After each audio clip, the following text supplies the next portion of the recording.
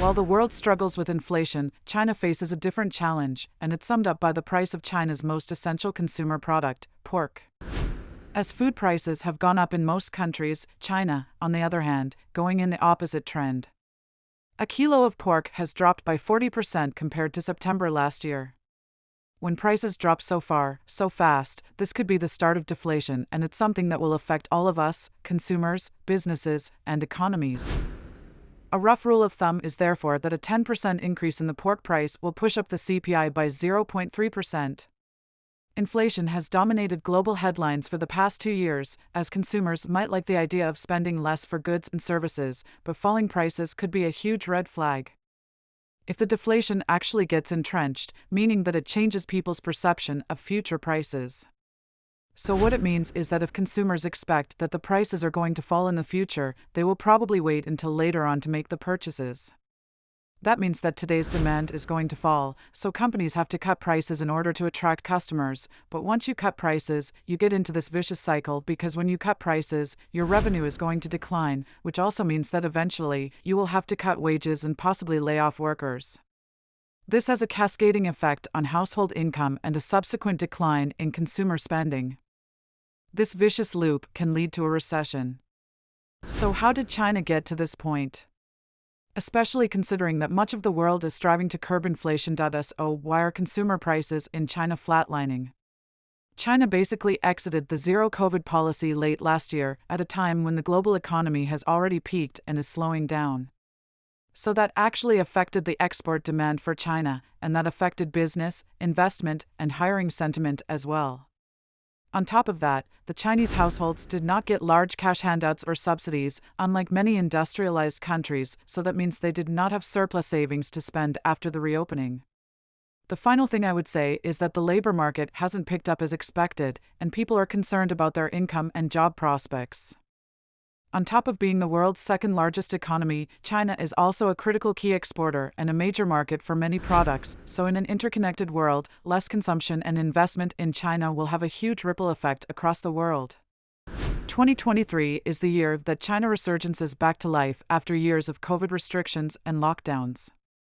Instead, the $18 trillion economy is slowing down. So what happened? It was partly due to the property sector. China economy is reliant on property for a substantial portion of its growth. But that's been in a slump for at least 2 years, with sales and prices falling, developers going bust, and mortgages left unpaid. And because of this, it's getting harder for local governments in the country to sell land to developers. That means less income and worsening local debt. Other factors, such as slowing urbanization and a shrinking population, are also standing in the way of housing demand. So China could face an extended period of weak growth while it works out its debt problems. The impact of China economic slowdown on Malaysia. Malaysia exports to China fell 11.13% in the first 4 months of the year compared with a year ago, while Malaysian imports from China stayed flat. China has been Malaysia's top trading partner for 13 consecutive years, since 2009. The value of trade between the two countries hit a record high of RM487.1 billion in 2022, translating into an annual 10.8% increase since 2009.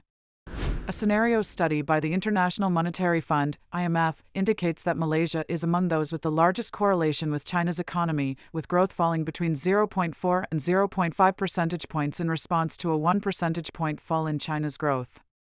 The well-known saying that when the US sneezes, the world catches a cold is equally relevant to China today. In 2010, China surpassed Japan to become the world's second-largest economy. In the current scenario, when China sneezes, the Asian region, including Malaysia, catches a cold. However, it is not all doom and gloom. Interestingly, the Malaysian economy is still posting decent growth. In the first quarter of the year, it expanded 5.6%, comparing favorably with Indonesia's 5%, China's 4.5%, and Vietnam's 3.3%.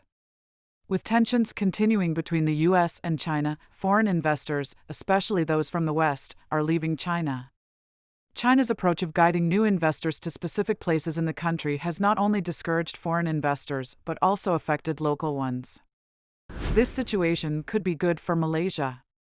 Malaysia has a chance to convince these investors to move to their country. This change could bring benefits.